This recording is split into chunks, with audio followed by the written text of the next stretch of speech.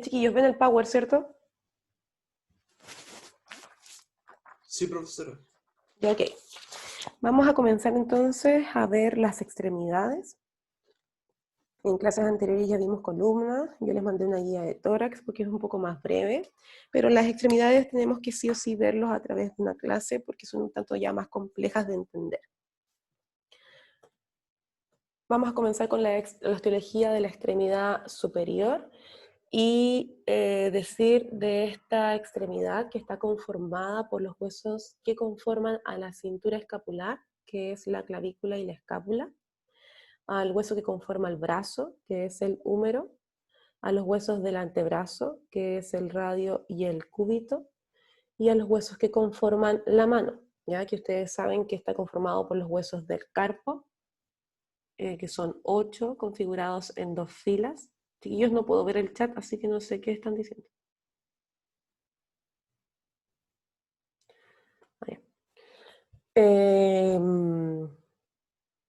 Con los huesos del carpo que están configurados en 2 filas, una primera fila o la fila proximal, que está conformada por el escafoide, el semilunar, premial y episiforme, dichos desde lateral a medial. Una segunda fila o la fila distal, que está conformada por el trapecio, el trapezoide, el hueso grande y el ganchoso, también nombrados desde lateral a medial. Los huesos metacarpianos, que ustedes saben que son 5, del primero al quinto. Y las falanges, que son los huesos que configuran a los dedos, y que se llaman falange proximal, media y distal, desde el segundo al quinto dedo, y proximal y distal solamente contiene el pulgar. Vamos a comenzar entonces con la cintura escapular. Primero decir que ustedes cuando estudien osteología tienen que tratar de ordenar un poco su estudio para que no se confunda, ¿ya? Y siempre empezar desde lo más general y terminar con lo más específico. Lo más general es nombrar las características de los huesos, ¿ya? Por ejemplo, las características de la clavícula es que es un hueso par, eso quiere decir que tenemos una clavícula derecha e izquierda, es un hueso que se ubica en la parte superior y anterior del tórax, que se relaciona directamente con el esternón, con la escápula a través del acromion, e indirectamente con la primera costilla a través de un ligamento. Es parte de la cintura escapular y además tiene forma de S itálica. ¿Ya? ¿Qué quiere decir eso? Que es como una F alargada, ¿ya? Y además tiene 2 distintas curvas que van a determinar la distribución de su forma. ¿Bien? Luego de las características generales vienen la configuración ósea, y la configuración ósea va a determinar o va a estar determinada por la forma que tiene el hueso, ¿ya? Y aquí vamos a decir cuántas caras, cuántos bordes, cuántos extremos, cuántos ángulos, dependiendo de la forma que presente el hueso que estamos describiendo. La clavícula tiene 2 caras, una de ellas es superior, la otra inferior.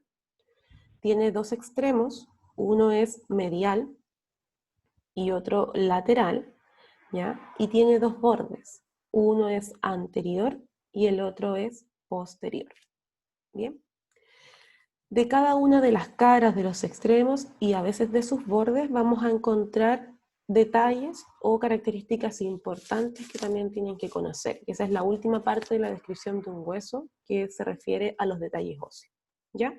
Con respecto a la cara superior de la clavícula, vamos a decir que esta cara es relativamente lisa en su parte central, ya un tanto rugosa, donde va llegando a los bordes de la clavícula, porque existe inserción muscular de grandes grupos musculares o de músculos demasiado fuertes, como por ejemplo el trapecio y el deltoides. Bien.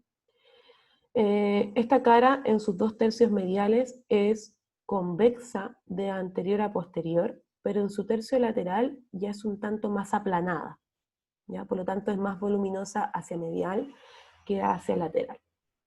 A diferencia de la cara inferior de la clavícula, que es la que observamos en la figura B, esta cara es mucho más irregular y presenta distintas estructuras óseas que ustedes deben identificar. Desde medial a lateral vamos a identificar en su parte medial a una rugosidad que sirve para el punto de inserción del ligamento costoclavicular, Y es a través de este ligamento que la clavícula se relaciona con la primera costilla del tórax. Hacia lateral vamos a identificar dos estructuras que aquí en la imagen no son muy claras, ¿ya? Luego yo les voy a grabar unos videos con los huesos reales que tengo aquí para que puedan identificar de mejor manera los detalles, ¿bien? Pero hacia el extremo lateral de la cara inferior de la clavícula vamos a identificar dos estructuras. Una de ellas es un tubérculo, que es el que se ve aquí. Un tubérculo que se llama tubérculo conoideo, ¿ya? Y lo otro es una línea, que se llama línea trapezoidea, ¿ya? Y ese tubérculo y esa línea van a servir de punto de inserción para los ligamentos con el mismo nombre, el ligamento conoides y el ligamento trapezoides, que son los ligamentos coracoclaviculares, es decir, que van desde la clavícula hasta la apófisis coracoides, que es un detalle óseo de la escápula. En la parte central de la cara inferior de la clavícula vamos a encontrar a un surco que es denominado surco subclavio o canal subclavio y que sirve para poder recepcionar al músculo subclavio que obviamente va por debajo de la clavícula. En los extremos vamos a decir que el extremo medial de la clavícula es mucho más voluminoso y robusto que el extremo lateral de la clavícula, que es más aplanado. Este extremo medial es también llamado extremo esternal porque se relaciona directamente con la escotadura clavicular del mango del esternón. Y dentro de este extremo medial vamos a identificar a una superficie articular que debiese ser en forma de silla de montar, ¿ya? Pero esta superficie articular que tiene la clavícula es muy irregular y en algunos casos es de forma triangular, en algunos otros casos es de forma cuadrilátera, en algunos otros casos es de forma ovalada. Por lo tanto, para que pueda calzar con la escotadura clavicular del mango del esternón, es sumamente necesario que entre ambos huesos exista un disco o un fibrocartílago interóseo que permita mejorar la congruencia entre ambas superficies articulares. ¿Bien? Esta carilla articular junto con la escotadura clavicular del mango van a conformar la articulación esternoclavicular que ustedes conocen, que es subclasificada como un encaje recíproco.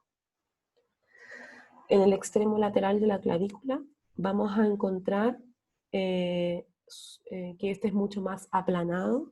También se denomina extremo acromial porque se relaciona directamente a través de esta carilla articular que tiene, que es plana y ovalada, con el acromion de la escápula. Y de esta manera conforman la articulación acromio clavicular, que es subclasificada como una artroide, porque tienen superficies planas. ¿Bien?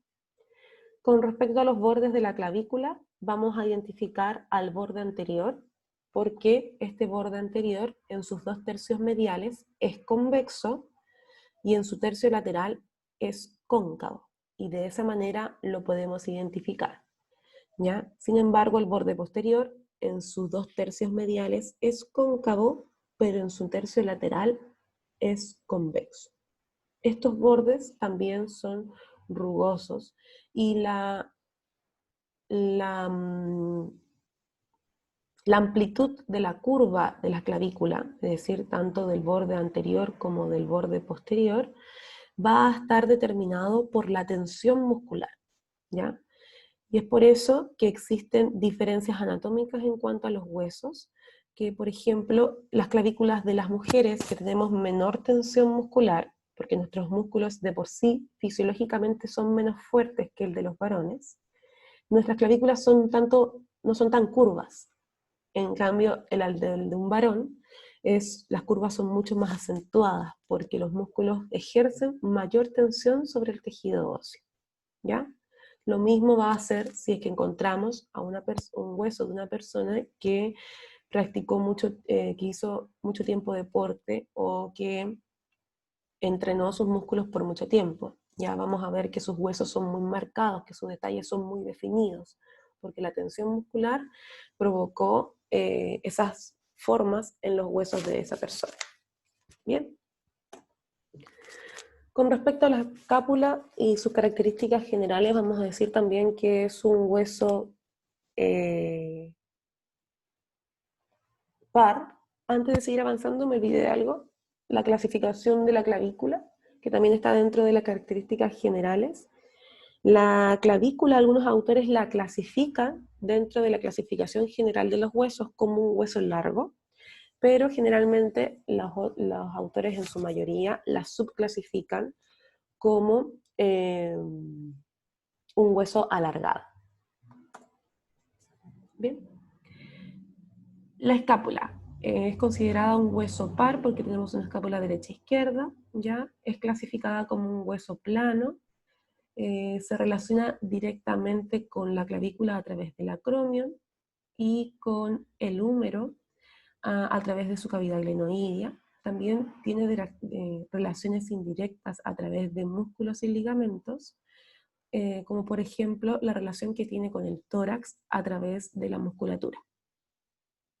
Con respecto a su configuración, vamos a decir que la escápula está compuesta por dos caras, una anterior que está adosada al tórax y una posterior que está relacionada directamente con el dorso. Tiene tres bordes porque su forma es triangular, eso quiere decir que va a tener tres bordes, dos caras y tres ángulos. Bien, los bordes que se definen en la escápula son el borde superior, el borde medial o interno y el borde lateral o externo.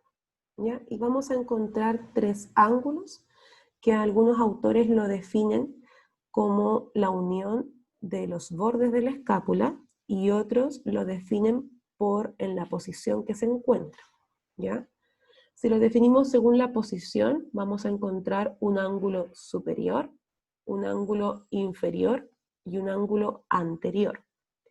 Si lo definimos según la unión de sus bordes, vamos a encontrar un ángulo superior interno, donde se une el borde superior con el borde interno, un ángulo inferior y un ángulo superior externo, donde se une el borde superior con el borde externo. Con respecto a las caras, vamos a encontrar una cara anterior, que es la que observamos en esta fotografía, que está ocupada en el 100% por una fosa, que es llamada fosa subescapular, que es una cavidad no articular. Y se llama así porque en ella se va a recepcionar al músculo subescapular. ¿Bien? Esta cara anterior de la escápula es cóncava. Y de esa manera describen que la cara posterior de la escápula es un tanto más convexa que cóncava. ¿Bien? Sobre las proyecciones de esta imagen, aquí tenemos la escápula en la primera en un plano sagital, aquí en un plano frontal posterior y aquí en un plano frontal anterior.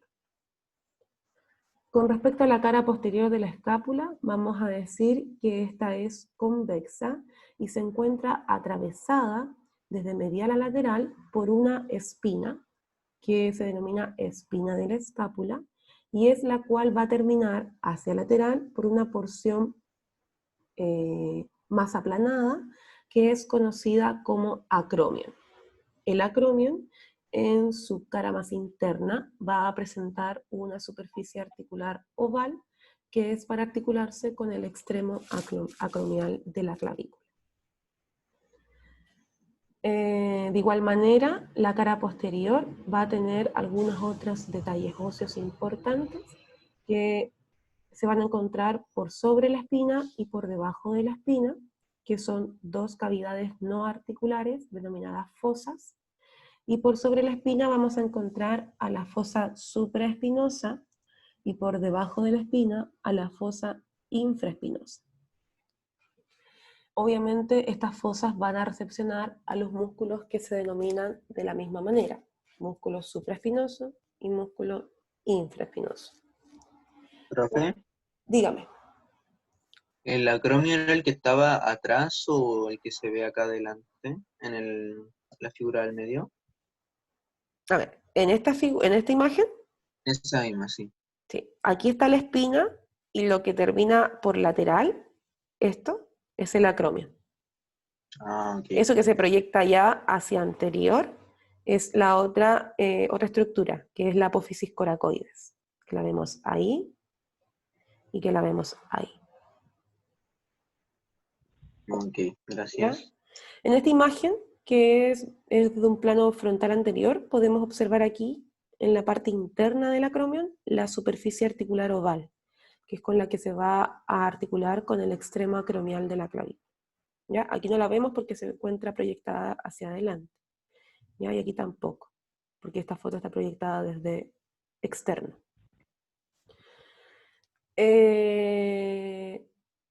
Con respecto a los bordes, vamos a distinguir en él tres bordes.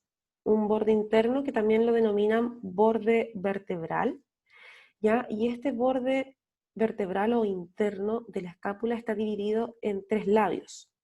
Un labio posterior, que es el que se relaciona con la cara posterior de la escápula.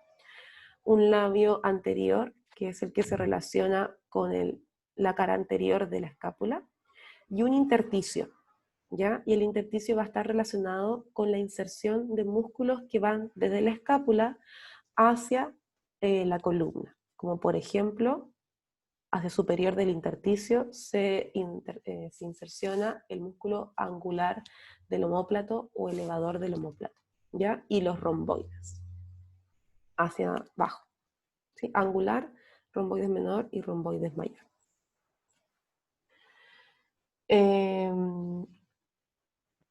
Con respecto al borde externo de la escápula, vamos a identificar en él, en su parte más superior, a una tuberosidad.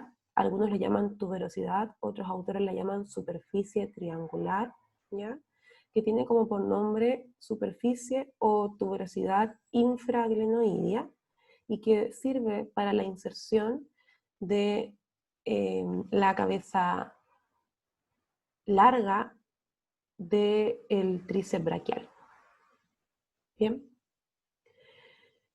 Y de igual manera, en el borde externo de la escápula vamos a encontrar a una cavidad articular que corresponde a la cavidad glenoidea de la escápula y a través de ella se va a relacionar directamente con la cabeza humeral, conformando la articulación escápulo-humeral. Por sobre la cavidad glenoidea de la escápula vamos a encontrar otra tuberosidad, que es la tuberosidad supraglenoidea, y que permite la inserción de la porción larga del bíceps braquial. Con respecto al borde superior de la escápula, obviamente este lo reconocemos porque es el que se proyecta hacia arriba, es la base del triángulo que conforma la escápula, y en ella vamos a distinguir dos estructuras óseas. Uno es la escotadura coracoidea, o también la llaman supraescapular, ¿ya? Yo la conozco como escotadura coracoidea, y que por ella va a pasar un nervio importante que va a inervar a los músculos que están en la cara posterior de la escápula. Luego de esta escotadura vamos a encontrar a la apófisis coracoides, que es una proyección que tiene forma horizontal y que en ella se van a insertar tanto ligamentos como también músculos importantes. ¿Ya? Los ligamentos ya lo conocen, que es el ligamento coracoides y trapezoides, que vienen desde la clavícula hasta la apófisis coracoides. Con respecto a los ángulos, ya dijimos que los podemos llamar superior, inferior o anterior, o lo podemos llamar superior interno, inferior y superior externo, ¿ya? En los ángulos generalmente, al menos en el superior o en el superior interno, vamos a encontrar la inserción muscular del elevador de la escápula. En el ángulo inferior también existen inserciones musculares importantes, ¿ya? Por la cara anterior de este ángulo la del serrato, por la cara posterior, el dorsal ancho. Y en el ángulo externo, superior externo o ángulo anterior, vamos a encontrar a la cavidad glenoidea, que como yo les dije anteriormente, es una cavidad articular porque se relaciona directamente con la cabeza del húmero. Y además de ella, o esta cavidad está rodeada por un cuello, que se conoce como cuello de la cavidad glenoidea.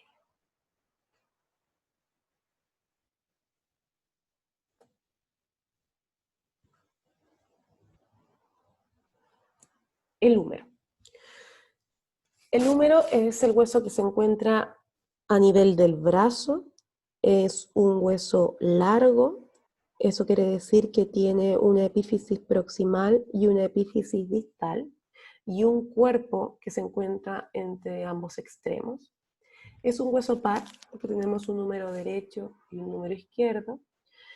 Además se relaciona por proximal directamente con la escápula a través de su cabeza humeral, y por distal se va a relacionar con los huesos del antebrazo, que son el cúbito y el radio. Como el húmero es un hueso largo, en él tenemos que identificar una epífisis proximal y una epífisis distal. ¿Cómo las identificamos? Porque la epífisis proximal contiene a la cabeza humeral, por lo tanto esa sí o sí siempre tiene que ir próxima al hombro, porque se va a relacionar con la escápula. Y la epífisis distal la vamos a reconocer porque en ella encontramos a la tróclea humeral y al cóndilo, que son las superficies articulares que me van a permitir que este húmero se relacione con el radio a través del cóndilo humeral y con a través de la tróclea con el húmero, perdón, con el cúbito. Bien. El cuerpo del húmero tiene forma de prisma, es decir, es prismático triangular, por lo tanto en este cuerpo vamos a distinguir 3 caras y 3 bordes. Para entender un poco la forma prismática triangular que tienen los huesos largos, porque la mayoría de los huesos largos, sus cuerpos tienen forma prismática triangular, tienen que pensar siempre en identificar en primera instancia la base del prisma. Conociendo la base del prisma, pueden sacar por deducción las otras caras que contiene este prisma, ¿ya? Por ejemplo, el cuerpo del húmero, la base del prisma es posterior, ¿ya? Aquí estamos viendo el húmero en una visión anterior, y aquí lo vemos en una visión posterior, ¿ya? La base del prisma de este cuerpo es posterior. Por lo tanto, las otras caras del prisma tienen que ser anterior, ¿bien? Una va a quedar proyectada hacia medial y otra va a quedar proyectada hacia lateral. Por lo tanto, van a tener cara anterointerna y cara anteroexterna, ¿ya? El cuerpo del húmero, entonces, como es prismático triangular, tiene 3 caras. Una posterior, una anterointerna y una anteroexterna. Ahora, ¿cómo sé cuál es la anterointerna y cuál es la anteroexterna? Porque la anterointerna siempre tiene que ir relacionada con la cabeza del húmero. Esta cabeza humeral siempre va a ir proyectada hacia atrás, hacia adentro. ¿Bien? Por lo tanto, donde esté la cabeza humeral, voy a encontrar la cara anterointerna del húmero. Y donde no esté la cabeza humeral, obviamente al lado contrario, voy a encontrar la cara anteroexterna del húmero. ¿Bien? Y este prisma, este cuerpo que es prismático triangular, además tiene también 3 bordes. Un borde anterior, que en el caso del húmero, que tiene un cuerpo un tanto retorcido, se confunde, ¿ya? Da la impresión que este borde se pierde y se continúa hacia atrás, ¿ya? Pero lo definen como un borde anterior.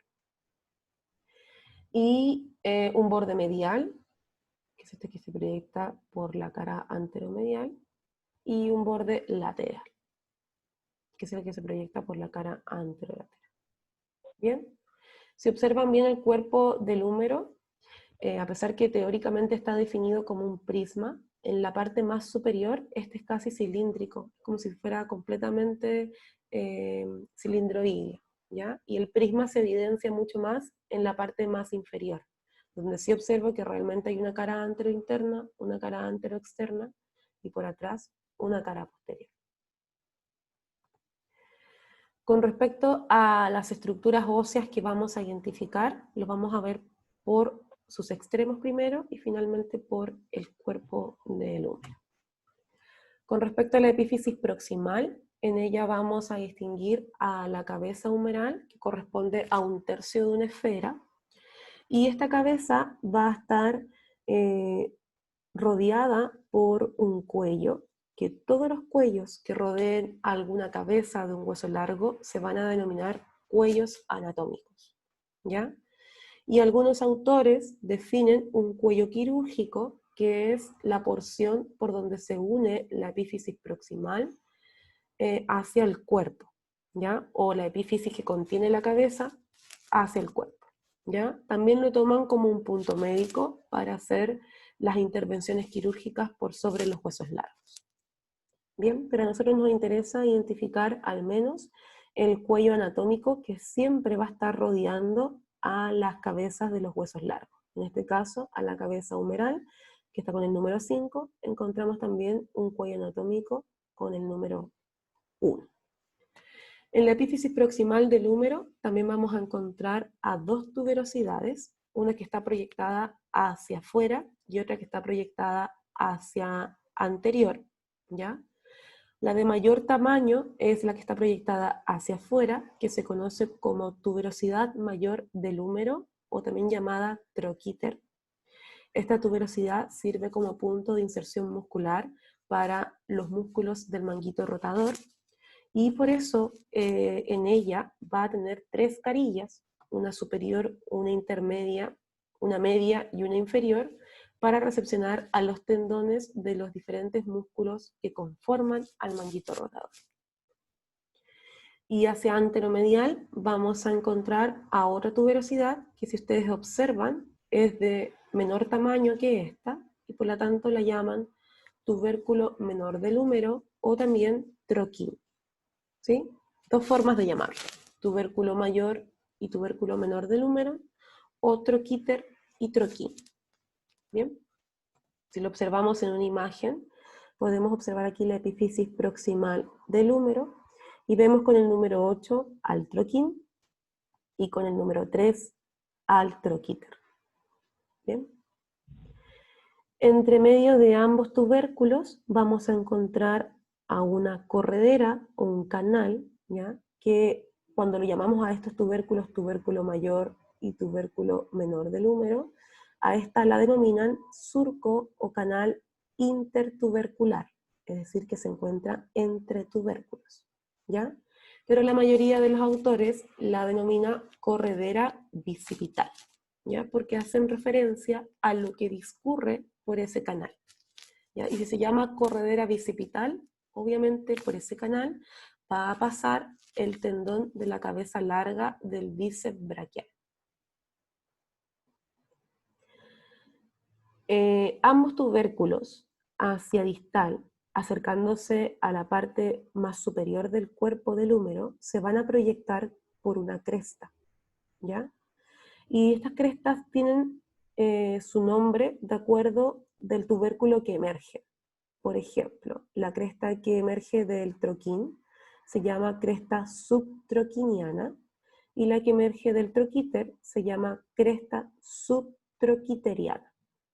Ambas crestas van a servir para punto de inserción muscular de músculos que vienen desde el tórax o, bien dicho, músculos que vienen del tórax desde su parte anterior o desde su parte posterior.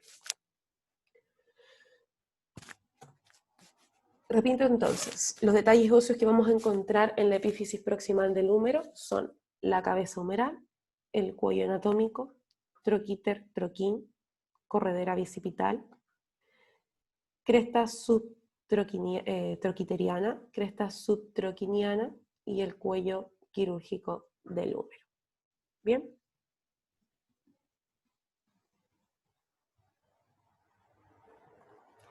Con respecto a la diáfisis humeral, aparte de tener 3 caras y 3 bordes, vamos a identificar en ella a 2 detalles óseos importantes. Uno es uno que se encuentra en la cara anterolateral o anteroexterna del húmero, del cuerpo del húmero, y que se conoce como impresión deltoidea o V-deltoidea, ya que aquí se evidencia muy poco en la fotografía, pero se llama V-deltoidea porque esta impresión o esta tuberosidad tiene forma de V, ¿sí?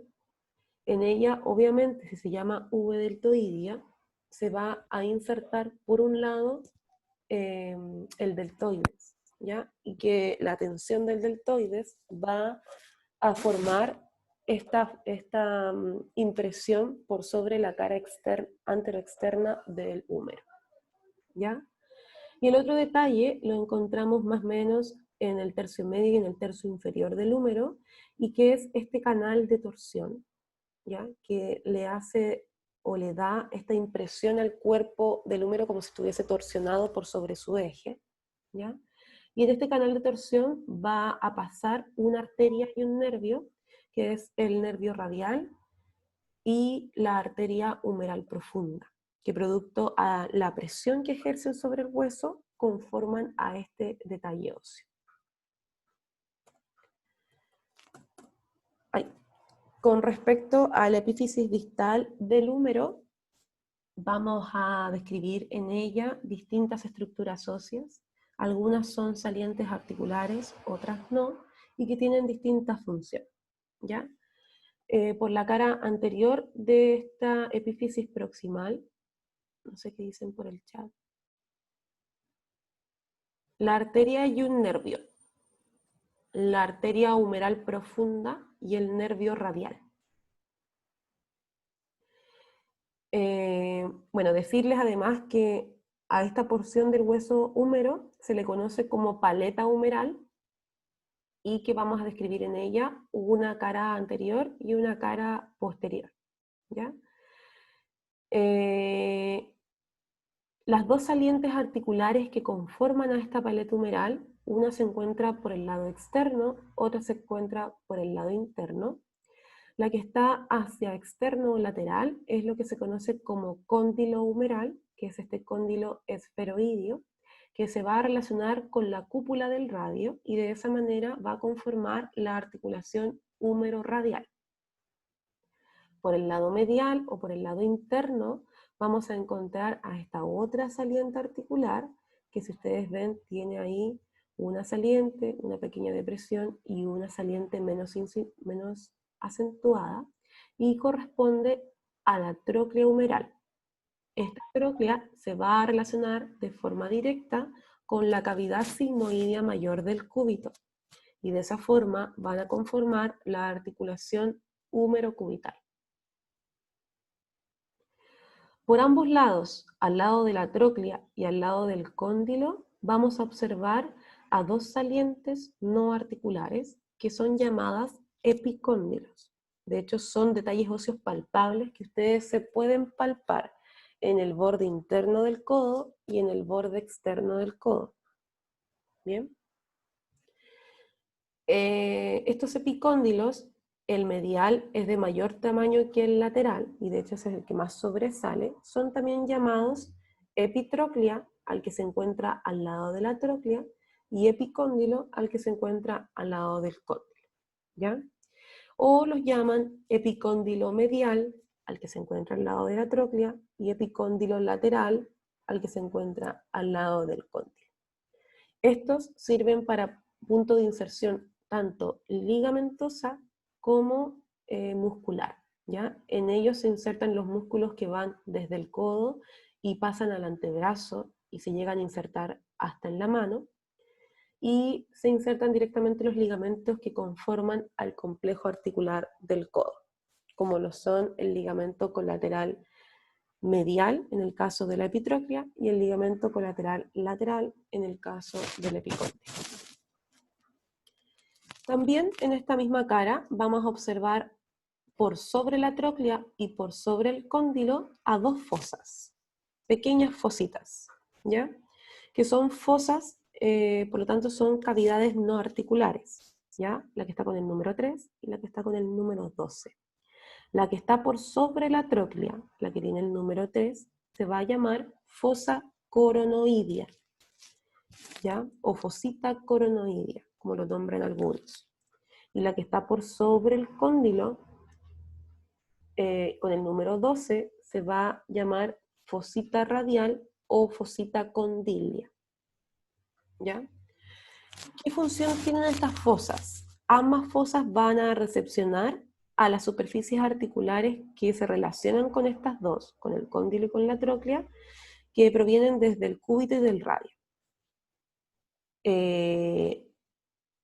La 3, que es la fosita coronoidea, va a recepcionar a la apófisis coronoides, que conforma parte de la superficie articular que se relaciona con la tróclea del húmero. Y la número 12, que es la fosita radial o la fosita condilia, va a recepcionar a la cúpula del radio o parte de esta cúpula, ya que es la que se va a relacionar con el cóndilo humeral.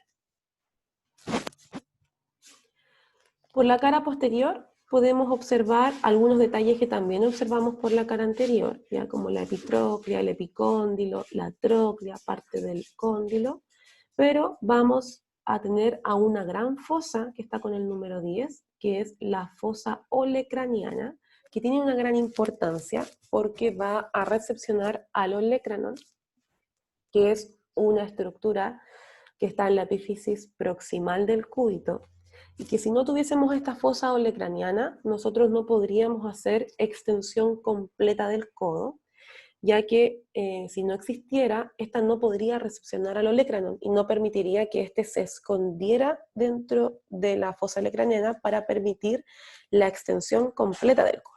Si ustedes hacen flexión del codo, se van a dar cuenta que sobresale por la cara posterior del codo una estructura puntiaguda, ¿sí? Eso que es duro, firme, es el olecranon del cúbito, que cuando ustedes extienden el antebrazo por sobre el brazo, es decir, hacen extensión del codo, este olecranon se esconde, ¿ya? Permitiendo la extensión completa del codo. ¿Y dónde se esconde? En esta fosa, en la fosa olecraniana. Bien, repito entonces. Tenemos en la paleta humeral, que corresponde a la epífisis distal del húmero, las siguientes estructuras óseas. El cóndilo, que se proyecta hacia lateral, la tróclea, que se proyecta hacia medial. A ambos lados de estas superficies articulares vamos a encontrar a la epitróclea, relacionada directamente con la tróclea, y al epicóndilo, relacionado directamente con el cóndilo. Por sobre estas superficies articulares encontramos dos fosas. Por sobre la tróclea, la fosa coronoidea, y por sobre el cóndilo, a la fosa condilia o radial. En la cara posterior observamos los detalles que ya antes nombré, y solamente nos queda nombrar a la fosa olecraniana, que es la que recepciona al olecran del cúbito. ¿Bien?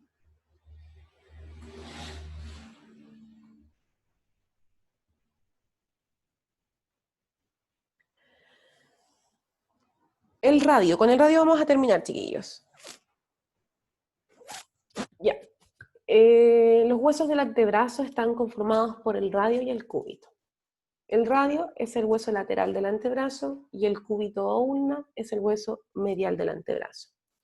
Con respecto a las características generales del radio, vamos a decir que es un hueso par, porque tenemos un radio derecho e izquierdo, que se relaciona por proximal con el húmero y por distal con los huesos de la primera fila del carpo, específicamente con el escafoides y el semilunar. Es un hueso largo, por lo tanto vamos a tener en él una epífisis proximal, una epífisis distal y una diáfisis que se encuentra entre estas dos epífisis.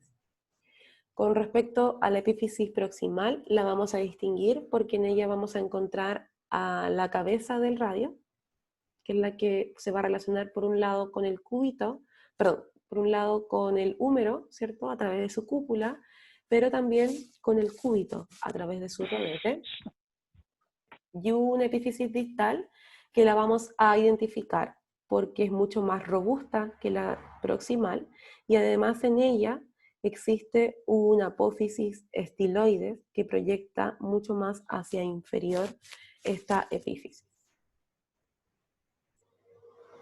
Con respecto al cuerpo, vamos a decir que al igual que todos los cuerpo de los huesos largos es prismático triangular, por lo tanto tiene 3 caras y 3 bordes. El cúbito con el radio en el antebrazo se están mirando entre sí a través de uno de sus bordes, de los cuerpos de estos huesos, ¿ya? Por lo tanto, las bases de los prismas de estos huesos siempre van a quedar hacia el lado del hueso que estemos describiendo. Eso quiere decir que la base del prisma del cuerpo del radio va a quedar hacia lateral. Por lo tanto, la cara que se va a dividir va a ser la cara interna del prisma. Y se va a dividir en cara anterointerna y en cara posterointerna.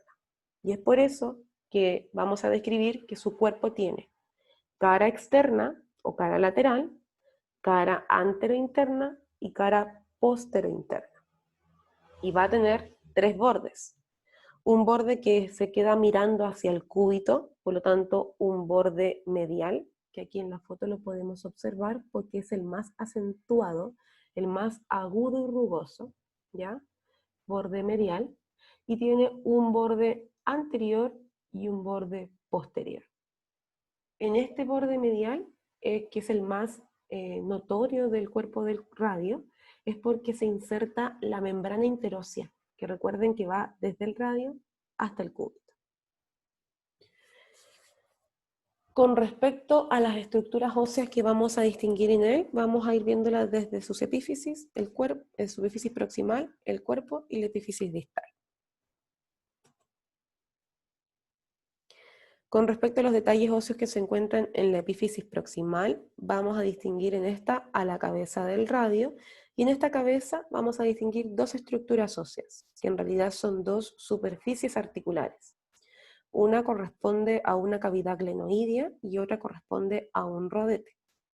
La cavidad glenoidea se encuentra en la parte superior de la cabeza. En esta fotografía no la podemos observar, pero sí se acentúa aquí un poquito en esta imagen, donde vemos que es excavada y por lo tanto corresponde a la cavidad glenoidea del radio, o también llamada cúpula radial. Y es la que se va a relacionar de forma directa con el cóndilo del húmero, conformando la articulación húmero-radial.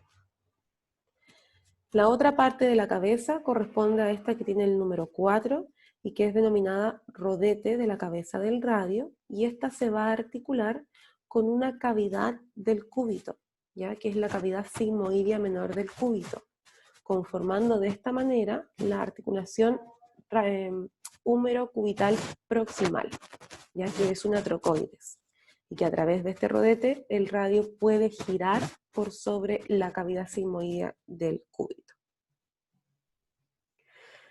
Debajo de la cabeza, sosteniéndola, vamos a encontrar al cuello anatómico del radio, y más abajo vamos a encontrar una tuberosidad que se encuentra proyectada hacia anteromedial, y esta tuberosidad se denomina tuberosidad bicipital porque permite la inserción final del músculo bíceps braquial.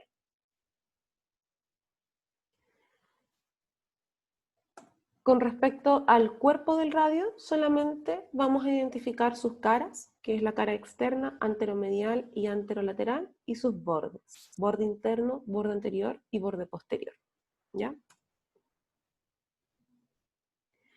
Con respecto a la epífisis distal, en esta epífisis vamos a distinguir que tiene 6 caras, una superior que se continúa con el cuerpo del radio, una inferior que se va a relacionar directamente con los huesos del carpo, una anterior que se encuentra excavada, una posterior que se encuentra acanalada porque tiene canales que pasan por sobre ella, una interna que es la que se va a relacionar directamente con el cúbito, como lo vemos en esta fotografía, y una externa que no tiene relación ósea, pero sí tiene una saliente no articular, que se conoce como apófisis estiloides del radio, y que permite el punto de inserción de ligamentos que forman parte del complejo articular de muñeca. Con respecto a las estructuras óseas que vamos a reconocer, principalmente las que están en su cara interna externa, posterior e inferior, ¿ya? Comenzando con las que se encuentran en la cara inferior, que son dos superficies articulares, porque se va a relacionar de forma directa con dos huesos de la primera fila del carpo, que sería el escafoides y el semilunar. Y por lo tanto, esta cara inferior de la epífisis distal del radio tiene que tener dos superficies articulares marcadas. Una que se proyecta hacia lateral, que es de forma triangular, y que va a recepcionar al hueso escafoides, y una que se proyecta hacia medial, que es de forma cuadrilátera, y que va a recepcionar al hueso semilunar.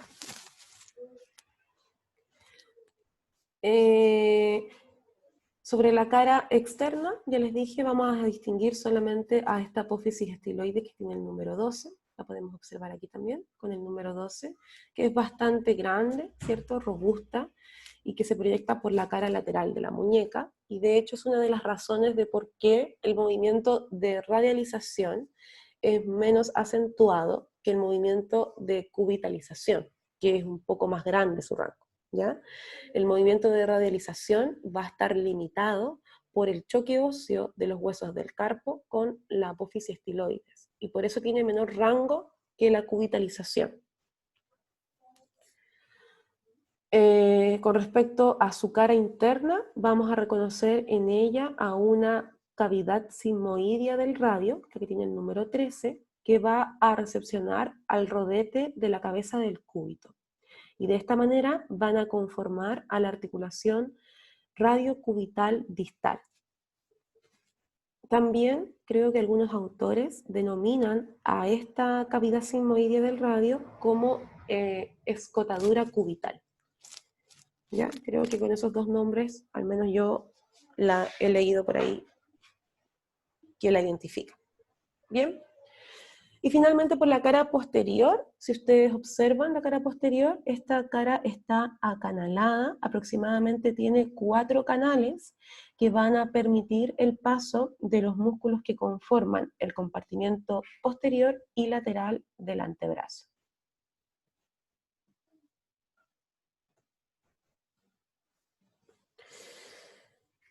Bien, ya estamos casi en la hora, así que vamos a quedar hasta aquí. Les voy a dejar una tarea, que es esta. Bien, para que vayan desarrollándola a medida que pasan los días, y yo mañana les voy a subir la clase, la continuación de esta clase para terminar con extremidad superior, y ya la próxima semana comenzar con extremidad inferior y cráneo, y de esa manera terminar con osteología y poder fijar la segunda prueba. ¿Ya? La tarea es la siguiente: de los huesos desarrollados en esta clase, es decir, de la clavícula, de la escápula, del húmero y del radio, buscar las inserciones musculares o ligamentosas que se presentan en sus detalles óseos. Por ejemplo, el epicóndilo lateral del húmero presta inserción muscular a los músculos extensos supinadores del antebrazo, pero también inserción ligamentosa al ligamento colateral externo del codo. ¿Ya? Eso es lo que yo quiero que hagan. Que busquen, por ejemplo, la epitroglia, ella presta inserción muscular a tales músculos y además a tal ligamento, si es que fuese en el caso. Porque algunos solamente prestan inserción a músculos, como por ejemplo el troquíter y el troquín del húmero, que sirven para punto de inserción de ciertos músculos. ¿Ya? Eso con cada uno de los detalles óseos que ustedes conocen. Dejamos entonces para mañana al cúbito y a los huesos de la mano. ¿Bien? ¿Dudas, chiquillos? Osteología es un poco más denso, hay harta materia que absorber. Dígame. Disculpe, con respecto al laboratorio, ¿el grupo C va a tenerlo hoy día? Sí, normal. Hay un Ya. foro de columna para el laboratorio de hoy. Ya. Todavía no está disponible, ¿no es cierto? No, en el horario del laboratorio. Ya, ok, perfecto. Muchas gracias. Ya. También dentro del fin de semana les voy a subir una guía que, bueno, va a ser para la próxima semana, de lo que es tórax y la extremidad superior, que hasta los huesos que llegamos a la extremidad superior, porque mañana voy a completar la extremidad superior, ¿ya? Para que la podamos desarrollar durante los laboratorios de la próxima semana. Bien, ¿alguna otra duda?